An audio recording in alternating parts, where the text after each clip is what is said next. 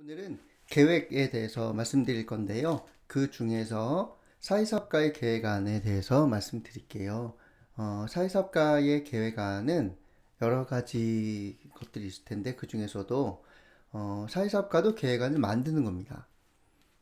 사회사업가는 당사자가 스스로 하실 수 있도록 돕는 일을 하는 거죠. 그런데 그렇다고 해서 사회사업가가 계획안도 없이 그냥 가서 하시라고 말씀드리기에는 그것도 어려움이 있는 겁니다. 그래서 사회사업가도 계획안을 만드는 거고요. 두 번째, 당사자 체계의 영향도 포함해서 고려합니다. 이것은 좀 뒤쪽으로 가서 설명을 드릴게요. 그리고 관계망과 인가지도 6체계로 사안을 재정의하는 것이 사회사업가의 계획안을 세울 때의 내용인데, 이거는 좀 더 집중해서 자세히 설명드릴 필요가 있어서 다음번에 하겠습니다.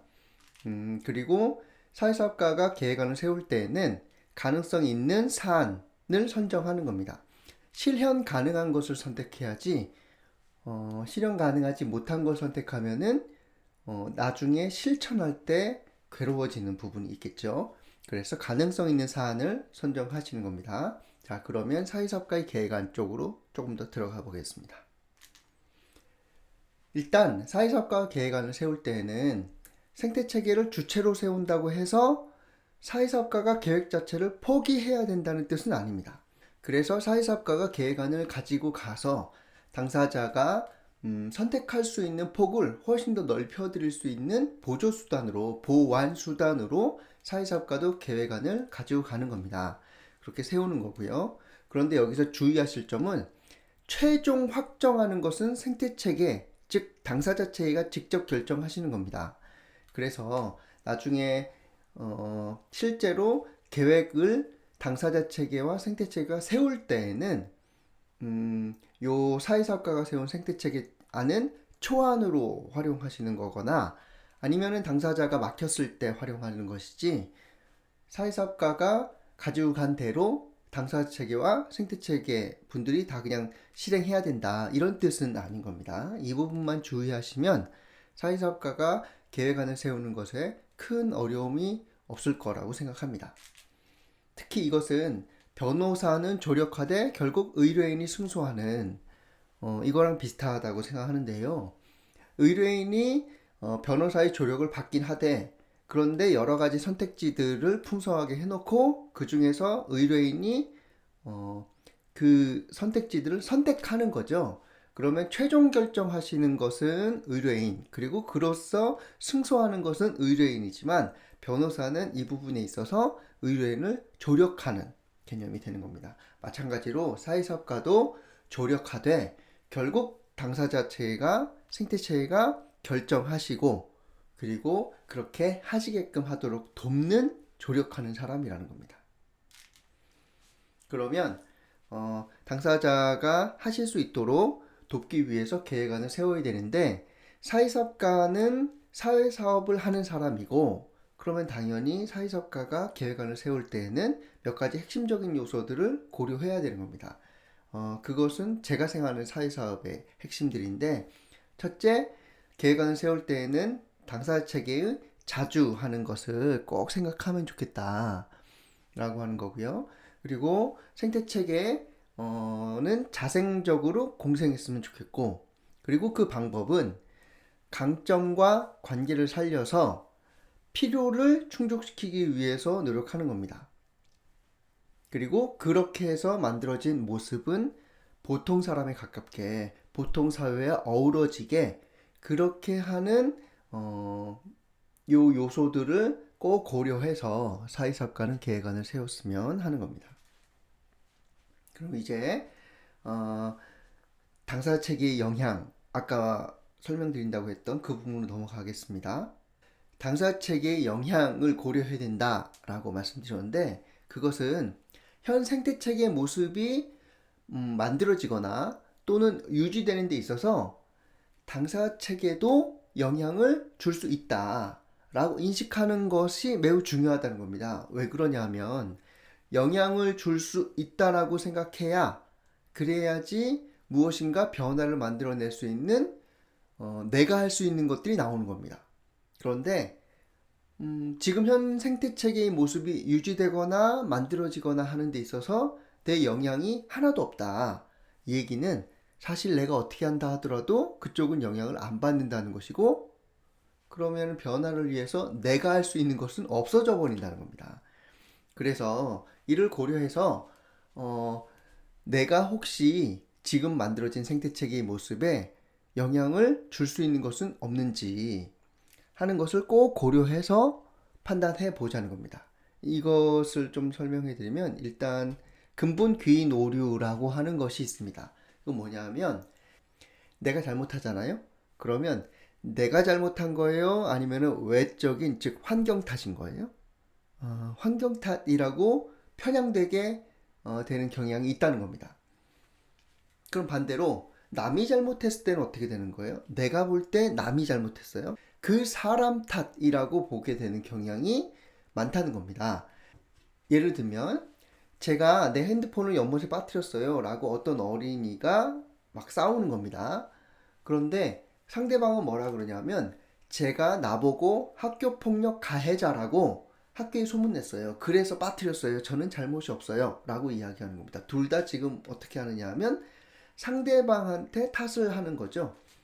그랬더니 제가 나를 먼저 때려서 그래서 소문냈어요. 저는 잘못 없어요 라고 했더니, 제가 연필 빌려가서 부러뜨려 놓고 미안하다고 안 했어요. 그래서 제가 때렸어요. 그랬더니 먼저 비우개 빌려가서 안 갚았다고요. 그래서 연필 부러뜨렸어요. 저는 잘못 없어요. 제가 먼저 뭘 했어요. 그래서 그랬어요. 저는 잘못 없어요.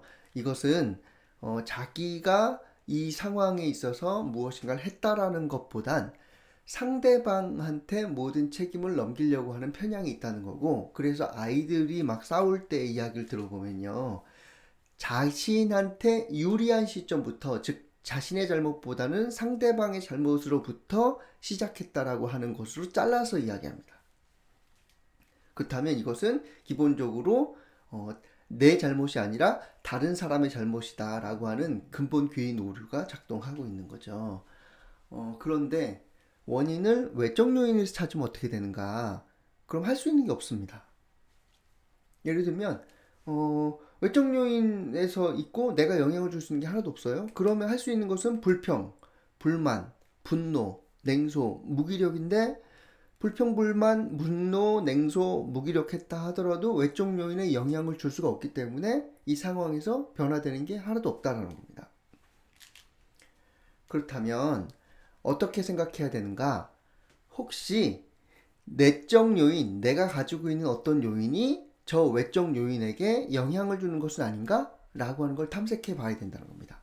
물론 모든 것이 내 행위가 무엇인가 외적 요인에 영향을 반드시 준다, 그리고 연결되어 있다, 이런 뜻은 아닙니다. 하지만 지금 외적 요인이 저렇게 작동하는 데 있어서 내가 영향을 주어서 만들어진 부분도 있는데, 그 부분을 소홀히 한다면 할 수 있는 게 없다라는 뜻입니다.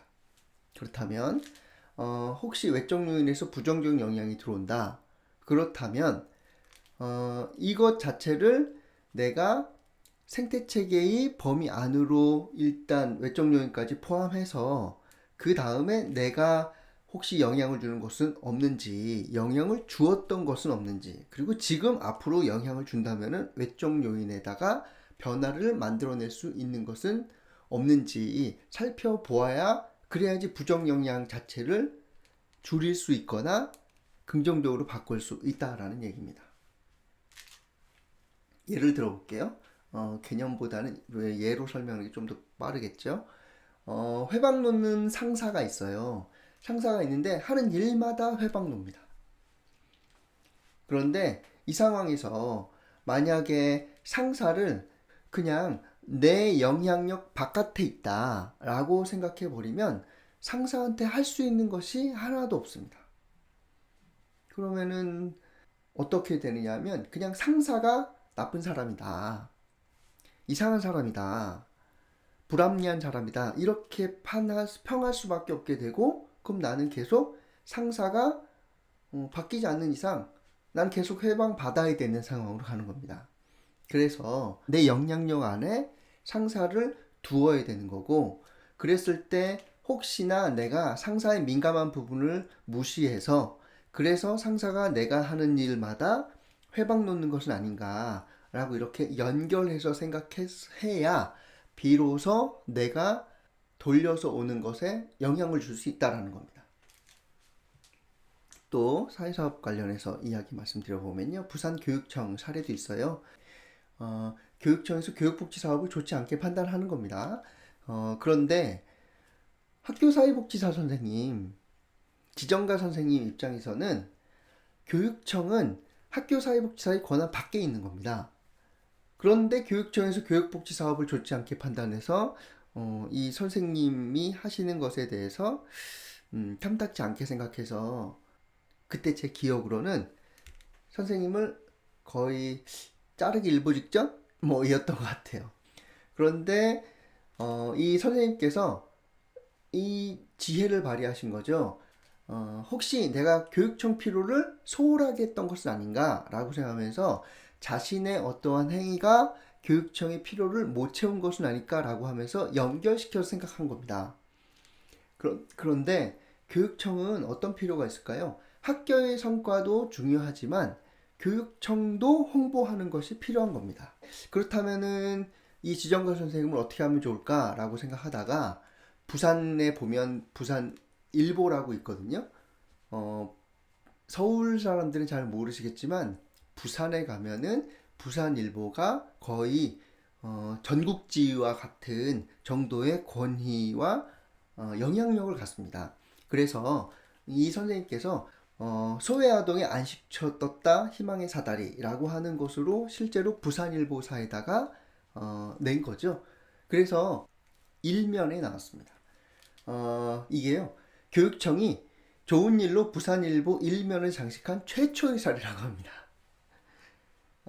이렇게 되니까 어떤 일이 벌어지는 거냐 하면, 교육청에서는 이 선생님께서 하고 계시는 교육복지 사업에 대해서 부정적으로 하는 것이 완화되고, 오히려 교육청으로부터 적극적으로 지지를 받았던 분이 있으세요. 이분이 이승훈 선생님이세요. 지금 공릉 청소년 문화센터인가요? 거기에서 일하고 계시는 선생님이십니다. 그러면요, 우리가 무엇인가를 할 때에는 가능하면은 내적 요인과 연결해야 되는 거고요. 그렇게 내적 요인으로 연결하는 사람만이 생태 체계를 변화시킬 수 있는 방법을 찾게 됩니다.